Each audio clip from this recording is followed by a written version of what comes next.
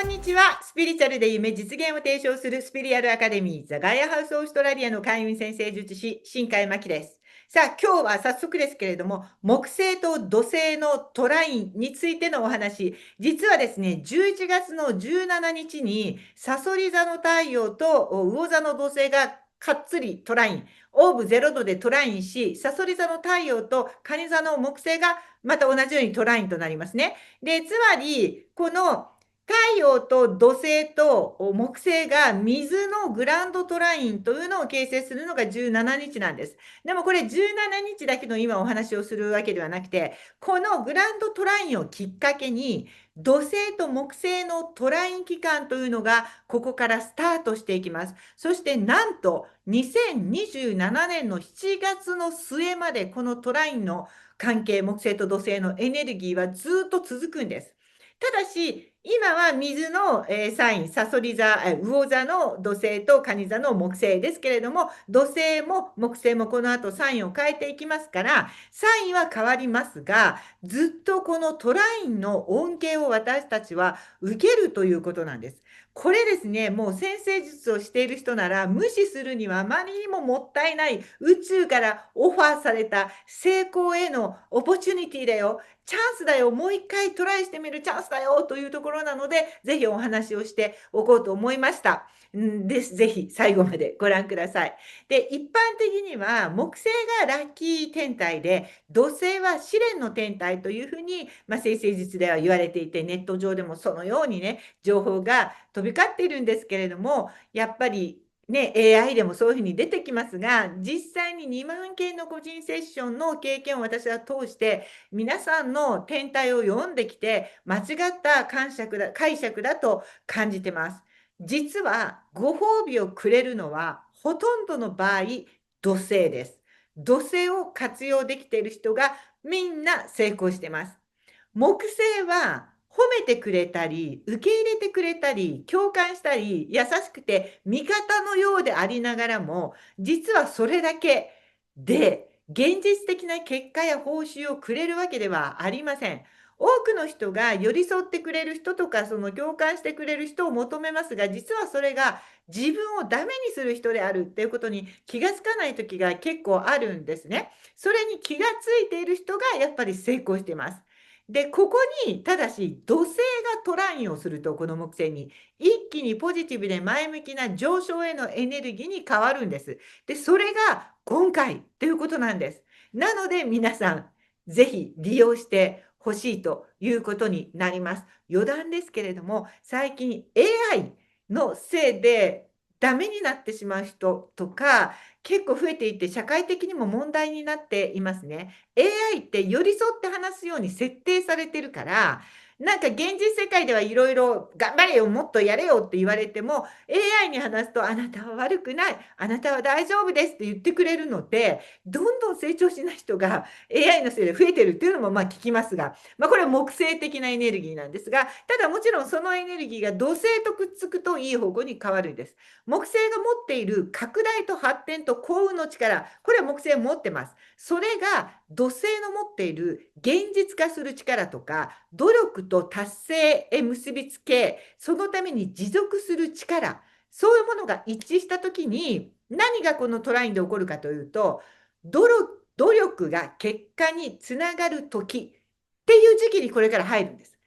それからもう一つは、与えた分だけ得ることができるとき。これも土星と木星のトラインです。もう一つ土星と木星のトラインは、投資したレベルに応じて収益を受け取るというエネルギーです。だから、やっと努力している人が報われる、こういう時期なんです。で、努力した分だけ報われるということは、反対から言うと、木星的に甘やかされてきたり、サボり気味だったりする人は、なんとなく今までラッキーはあったかもしれないけど、このトライン期にはそれはなくなります。しっかりとやった分だけだから、やらなかった分だけご褒美と反対のことが起こるので、しっかりマイナス面としての結果になります。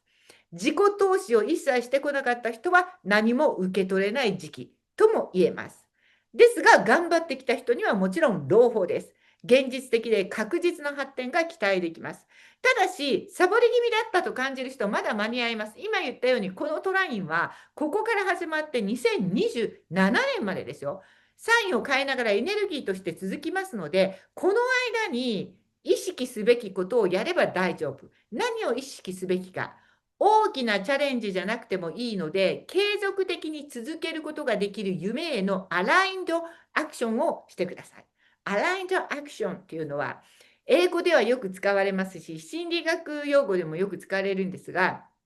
ちょっと説明しますが、私が開発したセプタグラムソウルジャーニーコーチング講座でも、マニフェステーション実現プロジェクトでも提唱している願望実現のテクニックの一つが、アラインドアクションと呼ばれるものなんですね。で、これは夢とかゴールの方向性、これアライメントと一致した行動を小さいことでもいいから毎日一つずつやるということです。シンプルにイメージすると、毎日一歩ずつちゃんと道さえ合っていれば、進んでいれば、必ずいつかゴールに届きます。必ずいつか夢が叶います。でも、大きなジャンプをしても、一時的にジャンプして上の世界を見るだけで、またすぐに戻ります。土星と木星のトライン期っていうのは、こっちじゃなくて、一歩ずつ進んでいった人にいいことがあるよという期間なんです。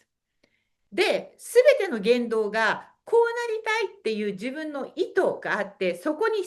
ている、アラインしている行動、それで日常をすべて満たすことで、必ず夢が現実になることを示すというアスペクト。これをしていれば2027年までに必ず夢が叶うわけです。で、これはふと浮かんだことをランダムに今日良さそうだからやってみようじゃなくて、事前に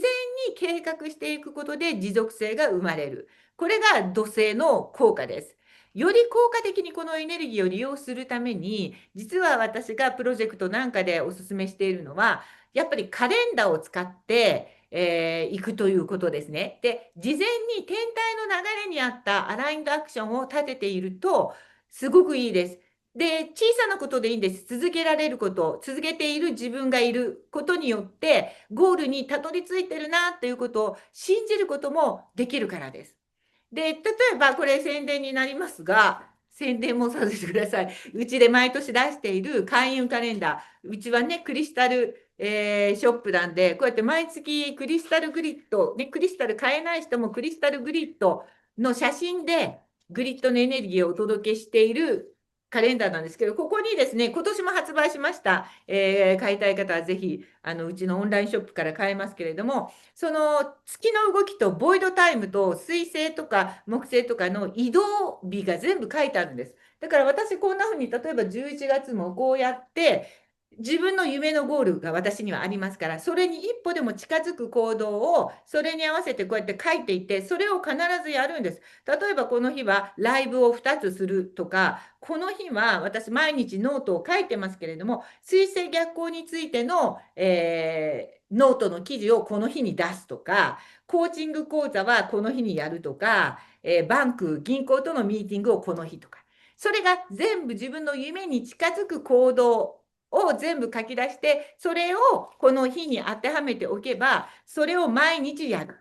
明日じゃなくて、これは今日やるんです。で、これを私はずっと20年間続けているので、毎年毎年夢にどんどん近づいていっているということなんです。で、ここで大事なのはですね、土星と木星のエネルギーと一緒なんですけれども、夢という木星の夢に近づくためには、やらなければいけないことを土星のが3つあるっていうふうに私のコーチング講座でもお話ししています。その内容をこちらでシェアすると、1つ目は夢が叶った人たちの持っているのは高い周波数なんですね。こういう周波数なんです。こうじゃなくて、こういう周波数。この夢が叶う人たちが持っている周波数にまず自ら周波数を上げておく。先に周波数を上げていると、その周波数に合った人生がやってくるということです。で、2つ目は潜在意識でしっかり自分の成功を信じるってことです。これ言葉でポジティブだけやってる人はいますけど、全然効果がなくてですね、潜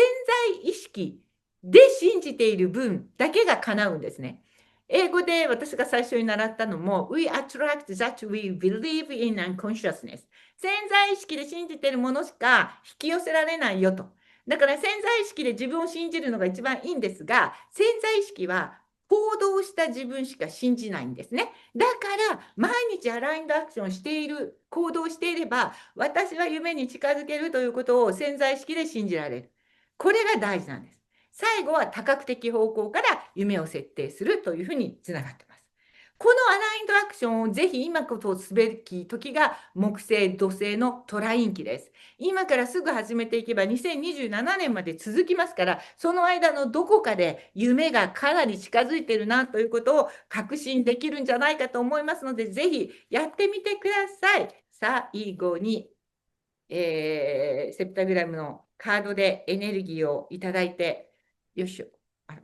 3枚も。3枚も来ちゃったから、じゃあこれで、これはもう一歩一歩の行動がすぐ拡大するということです。これは心の声をしっかり聞いて潜在意識につながるということ。これはまさに与えたものだけが返ってくる。やったことだけが返ってくるという今日のお話を後押ししているんじゃないかと思います。ちなみに土星は29年